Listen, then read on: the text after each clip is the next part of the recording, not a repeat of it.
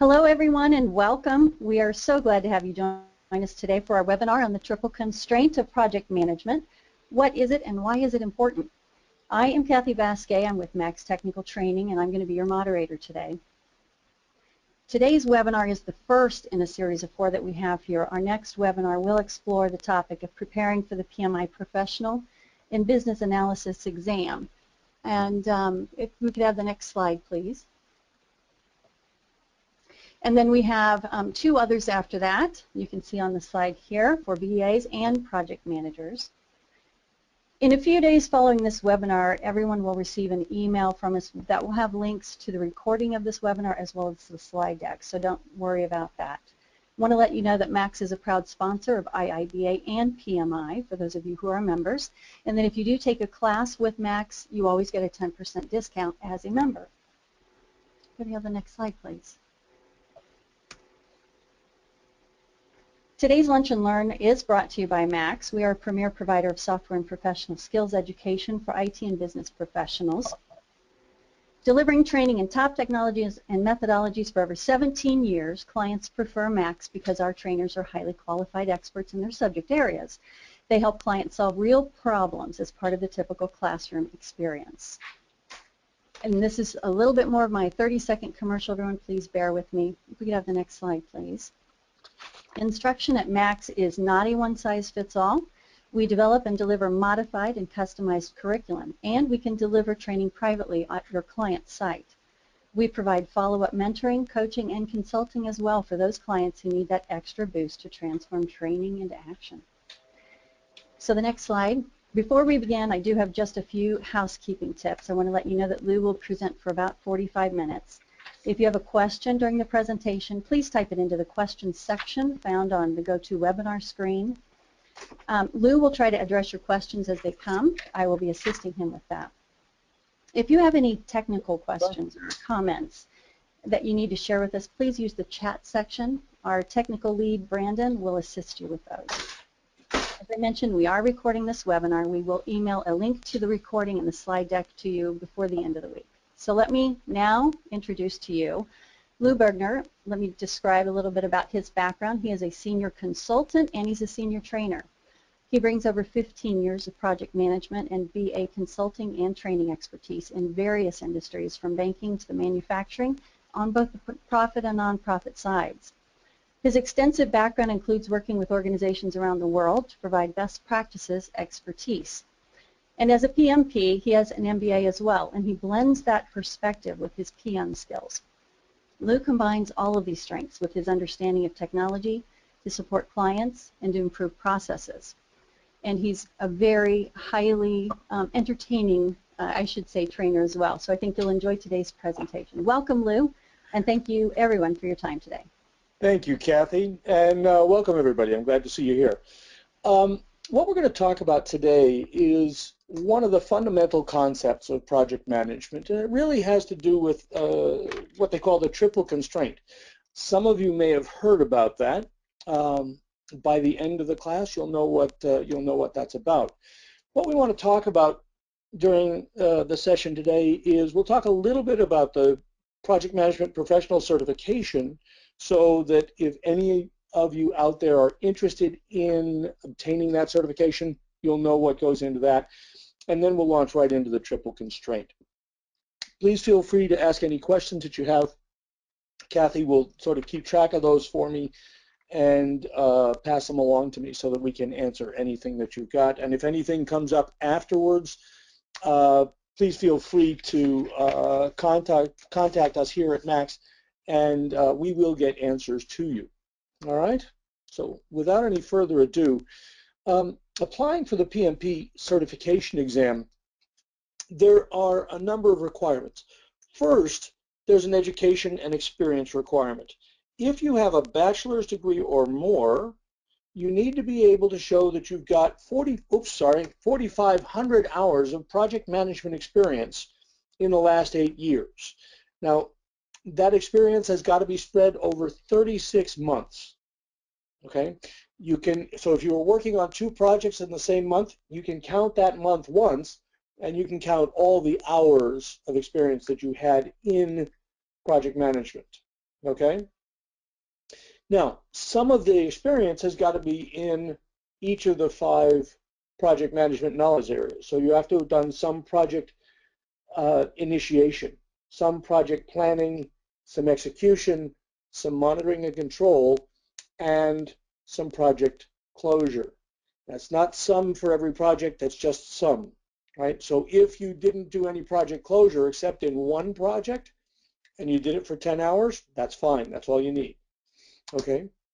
Now, the only difference between that and if you've got a high school diploma, if you have the high school diploma, you've got to show more experience, 7,500 hours, still in the last 8 years.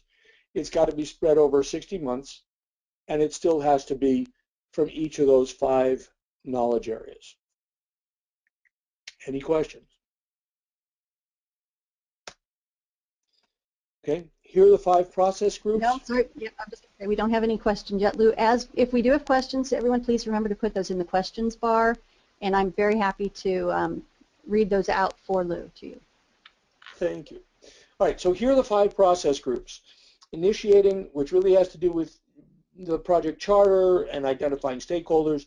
Then there's planning the scope, the time, the cost, the quality, all of those things, communication, procurement. Then there's executing, right? Actually performing the work of the project, monitoring what's going on, controlling what's going on, tracking, and making sure that we're on schedule, on budget. And then finally project closure, where we're handing off, we're reviewing lessons learned, and closing out a project or phase. So we have to have some experience from each one of these 5 process groups. Okay, we'll be talking a little bit about 3 of them today. No, we'll be talking about one of the process groups. We'll be talking about 3 knowledge areas, and they're planning process groups. Okay? Now, in addition to your formal education, you need to have 35 contact hours of project management training. Okay, classes like the ones that are being offered by Max later this month and at the beginning of next month would be part of that training. 35 hours is what, 5 days of classes. We figure about 7 hours a day. Okay, and then there's money. Surprise, surprise, right? There's an exam, and it's different. If you're a PMI member, you get a discount on the exam fee. The exam fee is $405. Membership in PMI is about $125. If you decide to be a local chapter member, a member of the local chapter of PMI, that's about $25. So guess what? You're back up to $555, which is exactly the same as it costs for a non-PMI member. So you don't have to be a member of PMI in order to be a project management professional. There are discounts in their bookstore. You get discounts at PMI events and things of that nature. It's not a bad membership to have, but it's certainly not required. All right? There is an ongoing training or work requirement, an ongoing professional development requirement to maintain your project management professional certification. There is a 3-year certification period, and it's 3 calendar years from the date that you pass your exam, and you need to come up with 60 professional development units in that 3-year period. Some of that can be from education, participating in classes, or webinars, like this one. It can be work experience, it can be volunteer experience. You can do self-directed study. If you read a book that's related to project management, that would count. And then contribution to the profession, which would be training, writing an article, preparing a class, something of that nature. Okay? And you self-report on the PMI website, and they keep track of it for you. And when you've got the 60 PDUs, they'll let you know that you can recertify for the next 3-year period, and there's a $60 fee that goes along with that. Okay, so there's the drill on the PMP certification and how you get it, how you manage, how you maintain it. Now, as we launch into this discussion of triple constraint, which I find rather fascinating, Kathy's got a polling question for us.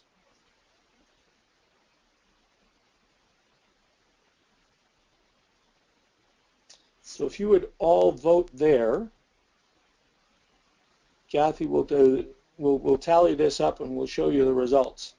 Yep, we're getting votes. Thank you, everyone. Got 35% have voted. 52, 61. Keep coming. Yeah, remember, this isn't a federal election. Don't feel afraid. Almost there. Some of you haven't voted. We'll give it about 10 more seconds, then we'll close the poll.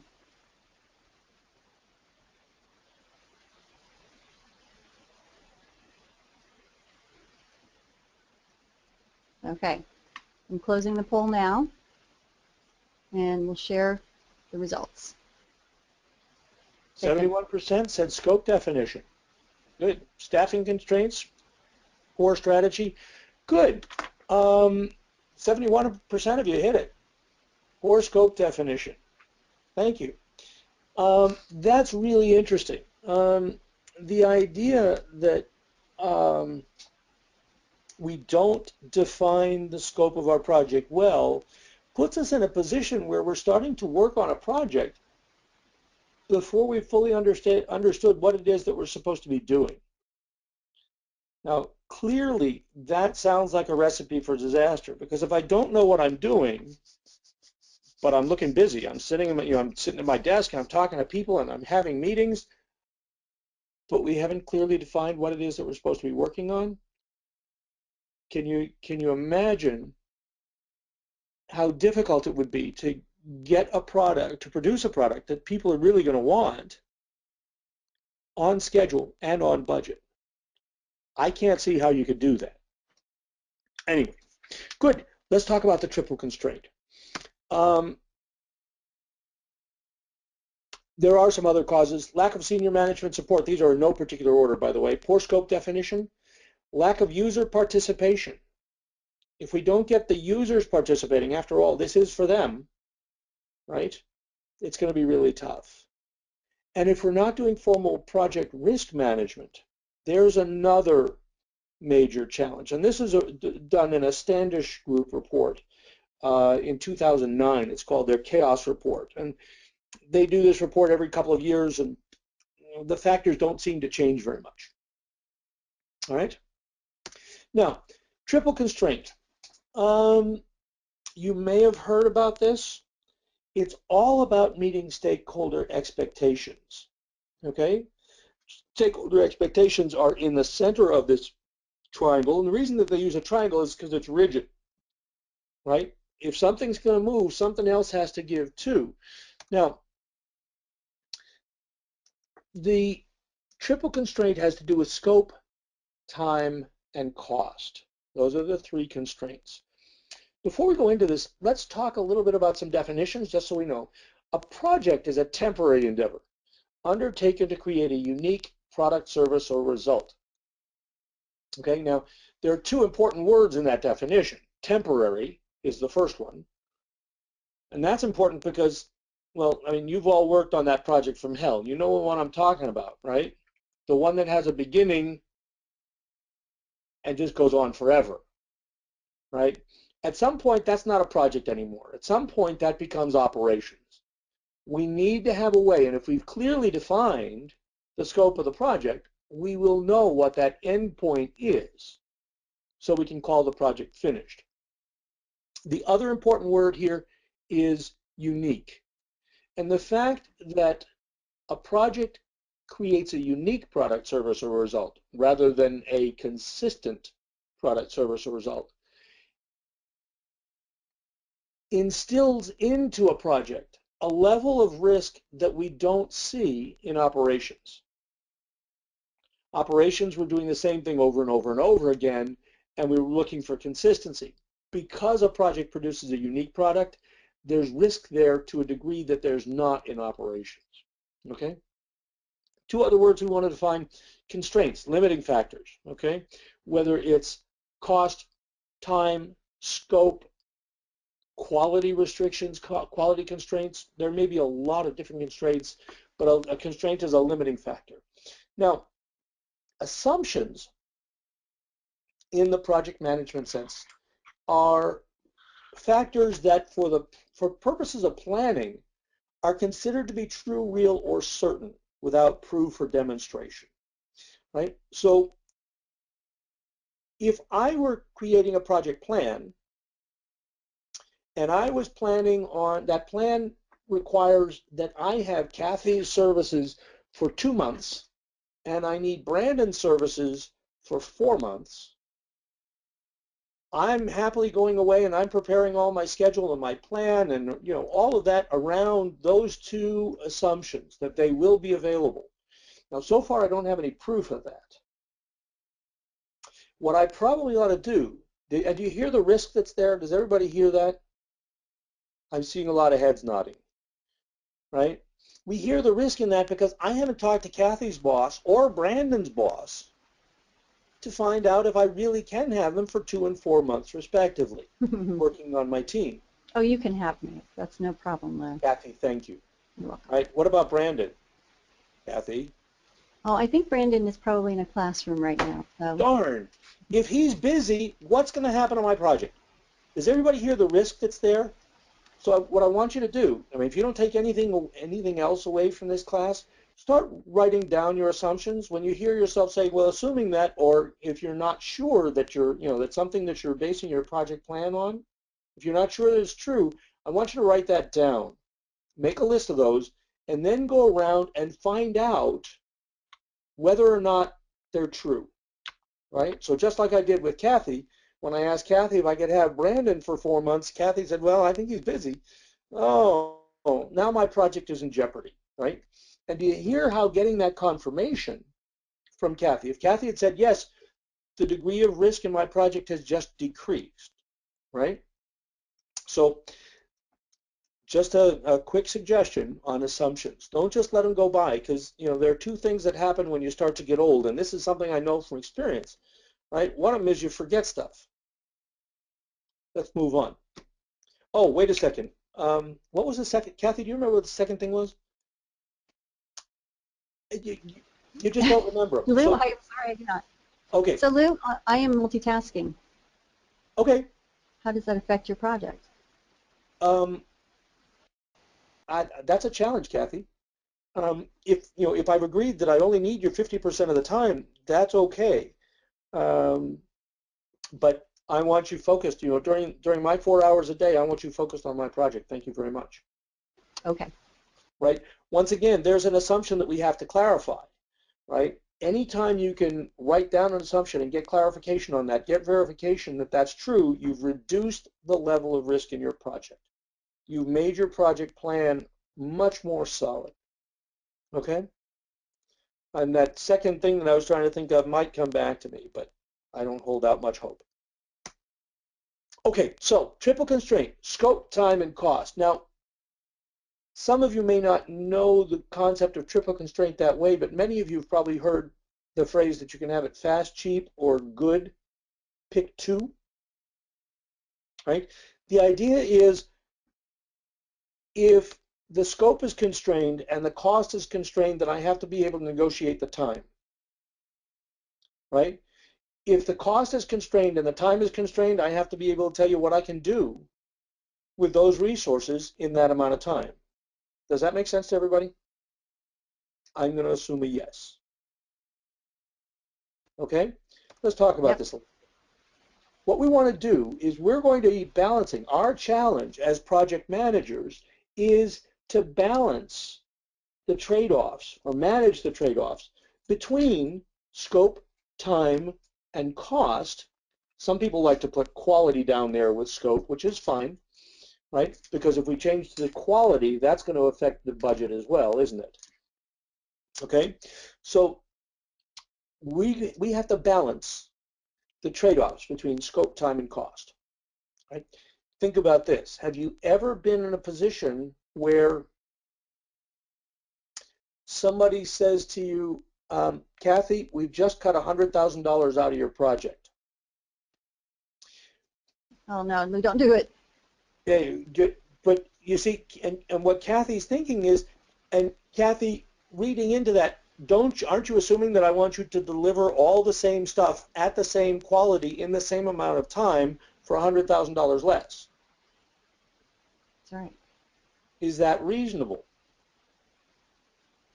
I would definitely say no, Lou. I can try, but I won't be able to make that. I will let your stakeholders down, my stakeholders down. Yeah, you will. Okay, so we have to manage that. So Kathy should probably come back to me, and she said, well, let me look at the impact on scope, time, cost, and quality, and I'll tell you what we can do for $100,000 less, right? So she's going to ask me, which features don't you want me to deliver? What do you want to cut out? Now that would be a reasonable expectation, okay? Now, knowing that we need to balance these things, what we're going to talk about is we'll talk a little bit about scope, we'll talk a little bit about time, and a little bit about cost. How do we determine what these are for our project? All right? Is everybody ready?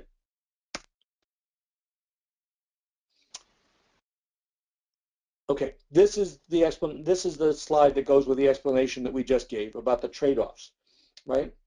By the way, we have to push back, and the pushback that Kathy would have given me there saying, so $100,000 less, what don't you want me to do? We're often afraid to say that, but we shouldn't be, right?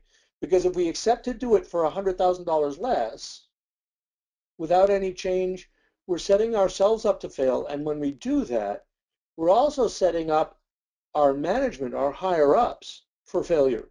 And I've done a study with all my classes, and I haven't found anybody that enjoys setting themselves up to fail. So I'm guessing that your bosses don't want to fail either. So when you're saying, what don't you want me to do, since we've got $100,000 less, you're really protecting them from producing a product that doesn't work or that doesn't have all the features or where we've cheaped out on the quality. Okay? So be confident in making that assertion when somebody says, we're changing your project plan. Okay, let me give you an example. And Kathy, I'm going to ask you to participate on behalf of the audience. Kathy, have you ever bought a car? Oh, yes. And when you went to the dealer and you said, oh, I like that one, what did the dealer tell you? You know, when you want it, yeah, they press for, you know, the close. Okay, and he told you what the price was, right? Yes. Okay, good. And then, oh, you said, oh, wait, what about leather, a moonroof, and XM radio? And what did he tell you then? Yeah, we can get you anything that you want if you can pay the price. And he told you how much that would be, right? Correct. Were you surprised that it was going to cost more? No. No, not at all. As a matter of fact, we're so unsurprised by that. Sometimes Kathy would say, how much more will it be? So we actually load their gun. Mm-hmm. All right? And that's a very reasonable expectation. Yet when somebody comes to you at work and says, Kathy, listen, we need to add a little bit more to this project. Can you do that for me? We tend to say yes rather than saying, oh, let me tell you what that trade-off is going to be. Or the language that I like to use is, if you'll submit a change request for that, we'll look at the impact on scope, time, cost, and quality. And if it's approved, I'd be delighted to do it. Right? So the dealer has got to have Kathy say, yes, I'll pay the extra $5,000 before he goes and orders this car with the moonroof, the XM radio, and the leather. Does that make sense? Absolutely. Okay? So don't feel badly about asking for that change request, about saying it's going to cost more, it's going to take more time to build that in. Don't feel badly if they say, we're taking money away, right? I'm not going to pay you $25,000 for the car. I've got 20. Fine. No leather, no moonroof, no XM radio. It's your choice. Okay? We can't just let people walk over us as we're defining this project. Otherwise, we will fail, and that's not fun. All right? Good. Now, let's talk about the scope for a minute. we often start out with the scope of a project, and it's not really well defined, right? They give us a couple of words, here's what I want. I need a system that does this, right? We now have to break that down, excuse me, into its component pieces. And they do that using what they call a work breakdown structure, and we'll have a look at one of those in a minute. This work breakdown structure is a hierarchical list of the project deliverables, right? This is the stuff of the project. And all we're going to do is we're going to list. We're going to break this down, break it down, break it down, break it down until we understand the scope of the project in sufficient detail that we can budget it and schedule it accurately, right? That we know what's going to be done, okay? And PMI suggests, the Project Management Institute suggests, that this work breakdown structure is the ultimate definition of the project scope. Okay? Basically, if there's a deliverable that does not appear on the work breakdown structure, it's not happening. We're not making it. Okay? And you'll see why in a little bit. Okay? Oh, by the way, lest I forget, when you're working on a work breakdown structure, do me a favor, only use nouns. These are things. This is the stuff of our project. Let's look at one of these. Now, I am not an automotive engineer, okay? And I just did this just so we'd have something to talk about. If we were building a car, this is our work breakdown structure, right? So here's our car. That would be what somebody would, we would see somebody in the hall and say, Kathy, I need you to build me a car. I said, all right, fine, I'll do that, right? And then we'd say, all right, what goes into a car? Well, we need a chassis, we need an engine, we need a drivetrain, and we need the interior, okay? And then we say, well, chassis, that doesn't tell me very much yet. I still need some more detail. So we need rails, we need cross members, and we need motor mounts. The engine, that's still pretty big. Let's break that down. We need the block, we need the radiator, we need the starter, we need valves. Drivetrain, same thing, got to break it down. In the interior, we need seats, we need controls, and we need decor. But even controls is still big. Okay, so what do we need? We need steering wheel, we need door and window hardware, we need a dashboard. I forgot an accelerator and a brake, but okay, you get the idea. We break this down, and we keep breaking it down and breaking it down and breaking it down until two things happen. Number one, I can budget and schedule accurately. And number two, I've defined everything that we're going to build. Everything that we're going to produce has got to be on here. If it's not on here, it's not happening. For example, what about the brakes and the accelerator? Oh, maybe I ought to go back in and modify my work breakdown structure, right? Because otherwise, I'll forget all about those, number one, and I don't have the resources for it. Okay? Now, Kathy's got another polling question for you here.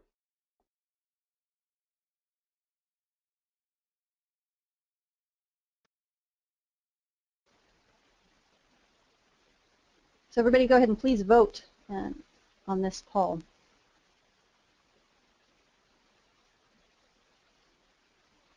Get some good, that's good. We're getting a lot of people voting in here. We've got a lot of, I'd say we have a lot of right answers here.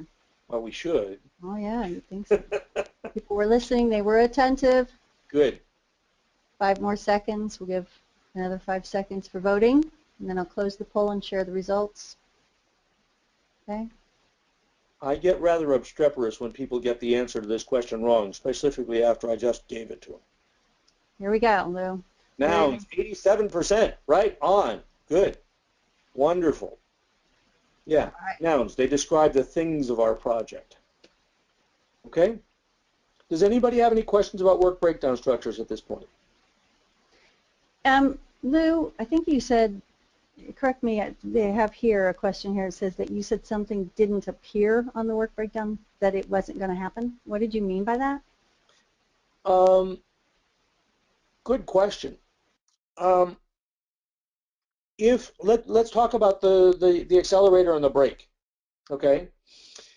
We're going to use this work breakdown structure, as we'll see in the next couple of slides, to determine what the activities are, which is going to give us our schedule, and the resources, which is going to help us determine the budget.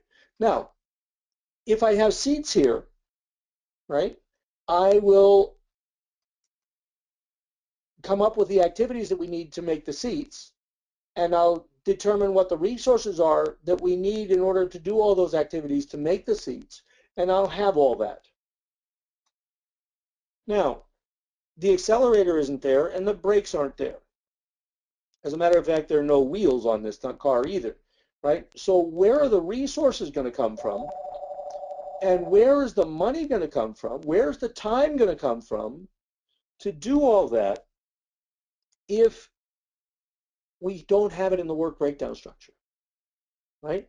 So if it's not there, Kathy, I don't have the resources and I haven't built it into the schedule to be able to do that. My project is going to fail. Does that make sense? It does. Okay, good. We'll see that a little bit more clearly as we go on. So now what we're going to do is this work breakdown structure becomes the centerpiece of our project plan, right? And we're going to start at this level to do the rest of it. So what we want to do is now we will take, let's just take the Hey, Lou, chat. I'm sorry to interrupt you. Hey, Lou? Yes. Lou, I'm sorry to interrupt you, but I didn't notice. Heidi Fry has a question here. Sure. And she asked, who should approve the WBS? Good question. And I would say there are probably several people that ought to approve it. Number one, the subject matter experts who know what cars are, right? We probably ought to get the users approving it because they need to make sure that we've taken into account everything that they need. And then senior management, maybe the project sponsor needs to sign off on it to say, okay, fine. Now I know how much, what we're building, and I agree with all that. If that's going to satisfy the needs, that's what we'll do. All right? Very good, thank you. Okay. And I would, by the way, I would make senior management the last one to sign off on that. And if I were senior management, I would want to make sure that whoever's going to build it and whoever's going to use it signs off on it. Otherwise, I'm approving something that may be unbuildable and may not be what the customers want. Okay. So going back to this idea of the work breakdown structure being the starting point for what we do, we can take this area of this chassis and now look at in more detail at that. So we break the chassis down, okay? Notice I've just taken the chassis and we've got the rails, the cross members, and the motor mounts, what we saw before, the blue stuff. Now, because I'm simple, I like doing it in different colors because there I can differentiate between the nouns in the work breakdown structure and the activities. So I need to fabricate the rails, assemble the chassis. We need to fabricate the cross member rails, fabricate the motor mounts, add those to the chassis, put those on the chassis, and then paint the chassis. Okay? So we come up with all the activities that I need to do in order to produce each one of these small lowest level deliverables. Okay, we start at the lowest level, and those, by the way, are called work packages. So at this work package level, I know that in order to do motor mounts, we have to fabricate them, we have to add them to put them on the chassis, and then we have to paint the chassis. Okay? Now, you'll notice down here at the bottom, I've added resources, right? So I get these two people that are fabricating the rails. We probably ought to put some steel in there like I did over here with the motor mounts, right? Assembling the chassis, we've got, personnel resources, we've got some material resources, and we keep doing that. Now, we need that for a couple of reasons. First, in order to calculate the schedule, I need to know how many people I have working on this, right? So I can determine what the duration of this activity is going to be, right? Later on, we're going to see how that's going to help us determine the budget as well. Once I've done this, then what I do is I take these different tasks, not the deliverables, the tasks, notice they're red, right? And I put them on what they call a schedule network diagram. And it looks like this. We have the start and we have the end, and we put these in here in a logical fashion, right? So I have to fabricate the rails, I have to fabricate the cross members, and I have to fabricate the motor mounts, right? And those can all start as soon as 5, 4, 3, 2, 1, 0, right? Go, and we get the pistol shot, and we can start doing the rails and the cross members and the motor mounts all at the same time. When all of those are done, we can assemble the chassis. When that's done, we can paint the chassis, and then we're done. Okay? Now, they talk about a thing called the not the triple constraint. They talk about the critical path. And the critical path through the network schedule diagram tells us what the duration of the project is. Okay? And I know it's going to sound funny, but it's the longest path through this diagram. Okay? So if it took, let's be crazy ridiculous about it, if it took 5 days to do the rails up here, and 2 days to do the rails here, and 1 day to do the motor mounts, right? Then this top task of fabricating the rails becomes the constraint, right? That's the one that I've got to watch out for. There's wiggle room, right, or float in fabricating the rails. It doesn't have to start on the first day because it only takes 2 days, right? It takes 5 days to fabricate these rails. So that has to start on day 0, right? On the very first day that has to start. Fabricating the motor mounts is a day. I don't care if it happens on day 1, 2, 3, 4, or even the 5th day, just as long as it doesn't delay the other tasks. So the critical path here would be fabricating the rails, assembling the chassis, and painting the chassis. As a project manager, those are the tasks that I've got to pay particular attention to. Questions? I don't have any questions. Anybody have questions? Put them in that question bar. I'll be happy to voice them for you.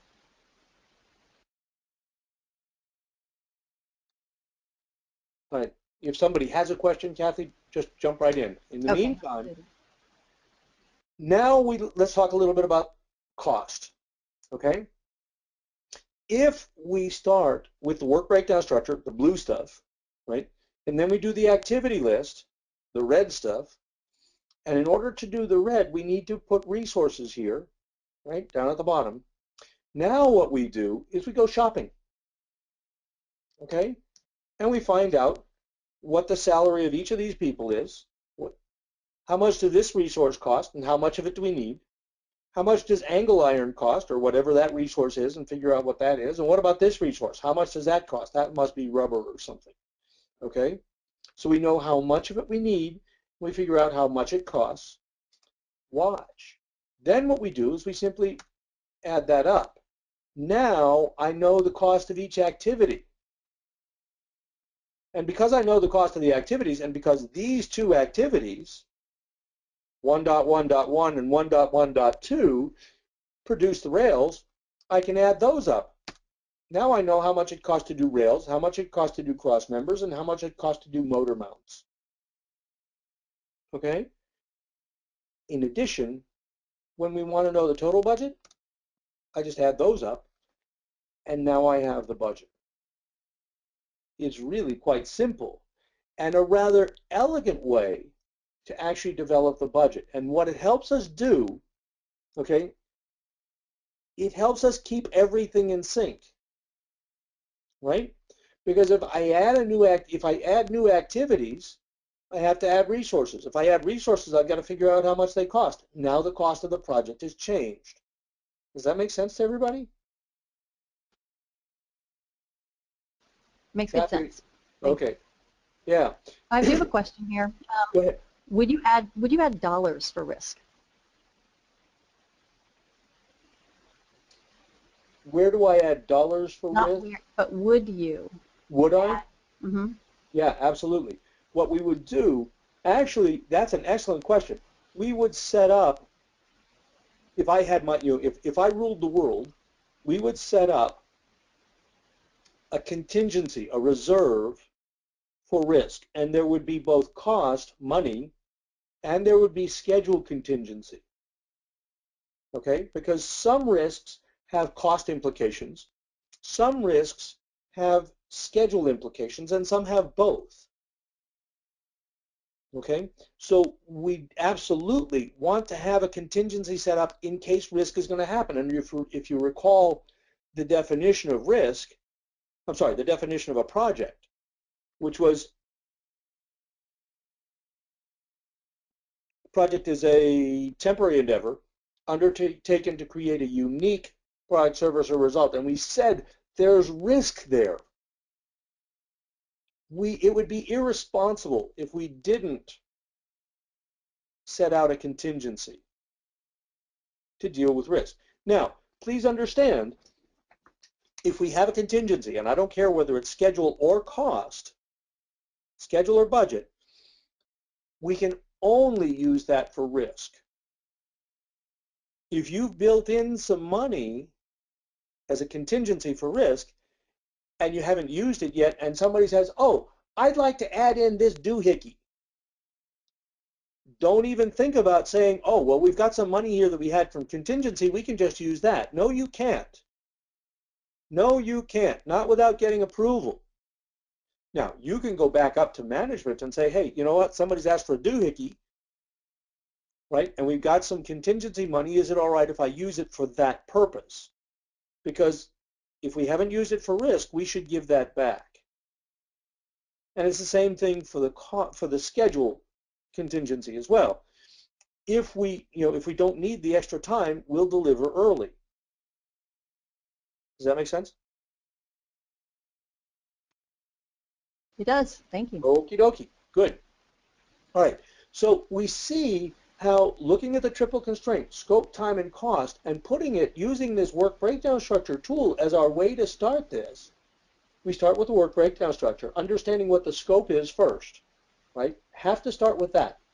If you think about it, how many times, as long as you're not working for the government, chances are nobody's come to you and said, here's $50,000, go do a project. Go find me a project. That just doesn't happen, except in the government, okay? It generally happens where somebody says, here's something that I need you to do. They tell a little bit of the scope. If we define the scope first and then look at the activities and then assign resources and then figure out the cost of the resources, now we've understood the triple constraint. Now, Kathy, a while back, you asked about why is it that if something isn't on the work breakdown structure, it's not happening, right? Yes. What about wheels, right? So here we've got rails, here we've got cross members, here we've got motor mounts. There are no wheels here. So I have no activities to produce wheels. I have no metal. I have no employees. I have no machinery to produce wheels. It's not there, it's not happening. If somebody says, oh, you know what, on that car, it would be really great if we had wheels. Well, now we need another work package, another blue one, that's wheels. And now I need a bunch of activities that support that, and the people or the resources that go along with it, and the money that it would cost to buy those resources. Okay? That should now be really clear to everybody. Does anybody have any questions about that? Yeah, I do have one other question from someone. Sure. It said, when someone is assigned to a project where the budget for that project has already been established and they don't feel it's reasonable, what can they do about that? Oh, excellent question. I like that one. I look at that as, I look at the budget that somebody gives me initially on that project where they say I want a car and it ought to cost $20,000. I look at that and say, okay, that's the beginning of a discussion. I don't know how they determined that it was going to cost $20,000 unless they've done a study like this where they've broken it down into the component pieces, come up with the activities, figured out what resources we're going to need and how much those resources are going to cost. If they haven't gone through that by the time I'm assigned to that project, all they've done is pull a number out of the air. That number is fictitious. It's somebody's guess, right? So in my mind, Kathy, that's the beginning of a discussion. That's a beginning of a negotiation. Okay. Right? At that point, I'm going to tell you, all right, let me figure out what I can do for you for that amount of money. Does that make sense? Oh, yeah. Right? and it has to be the beginning of a discussion. Now, let me finish that out.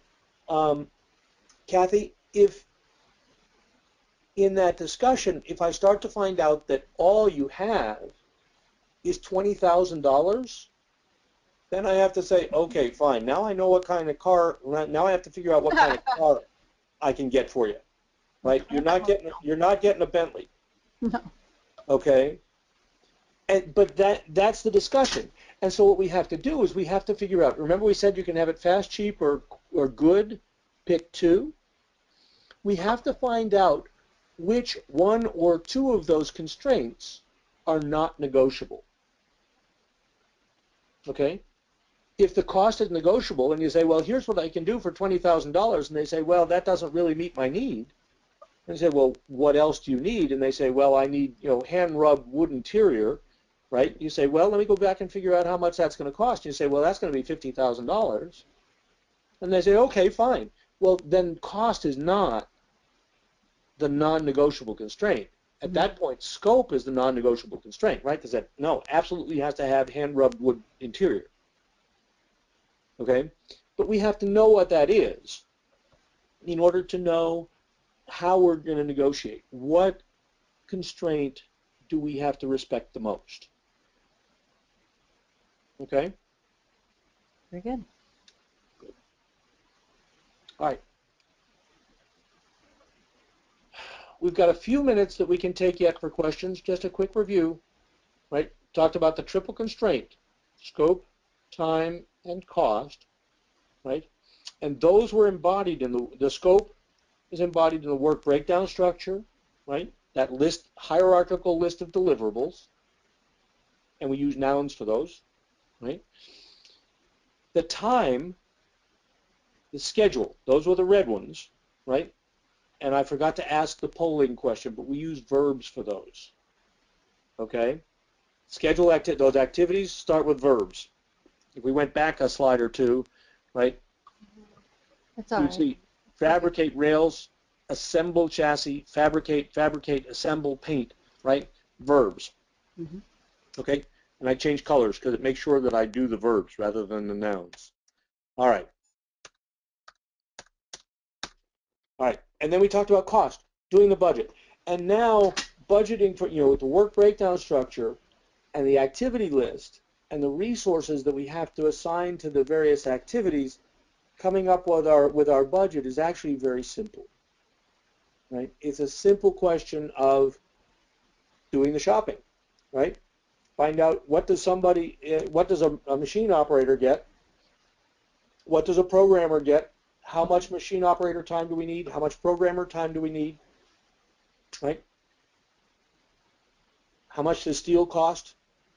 Right? And we do all of those calculations, and then we have our budget. We have our scope, time, and cost. And this is the heart of project management. Hello, I have another question here. Sure. What tools do you recommend to set up and manage the triple constraints? And this actually leads well into those handouts that you provided. Mm-hmm. You might want to talk briefly about them. And everyone, there are handouts. If you look at your GoToWebinar panel, you'll see the handout section there. If you expand that, you can download 3 handouts that Lou has provided for you. So the question again is, what tools do you recommend to set up and manage the triple constraints?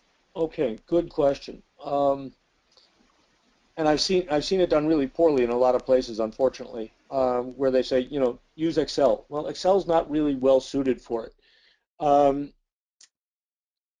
One of the tool that I'm most familiar with, and I sort of like it, but I don't have experience with others, is Microsoft Project, right? And I know some of you may have had some experience with it. It is a behemoth. It is huge. It is large. It's complex. And I know where you can get training for that, by the way. So do I. By the way, in case the rest of you might not know, MaxTrain offers Microsoft Project classes. Microsoft Project or any of the other project management software that's out there will do nicely. Please understand that the software doesn't manage the projects. Microsoft Project, for example, and I don't get anything for saying Microsoft Project, it's just the one that I'm familiar with, right? Microsoft Project will help you do the scope and the time, the schedule, and the budget. It will actually do budget. I know lots of people just use it to come up with a schedule, and you know, if that's all you're using Microsoft Project for, that's sort of like having a leash without having a puppy. It's not a lot of fun. It's an awful lot of work just to come up with a schedule, right? There's so much more that it can do, including tracking your project, right? Keeping you up to date. It will produce a list of the tasks that you need to do that should start this week. It will produce a list of the, and these are just automatic reports, right? Tasks that should have started, that should already have started. It will produce a budget report. I mean, it's a phenomenal piece of software. It's complex. And Kathy, just between you and me, I don't like teaching Microsoft Project unless somebody's had a little bit of project management training so that they understand about scope, time, and cost, so that they know that now they have a tool that will help them do that. Okay. Right.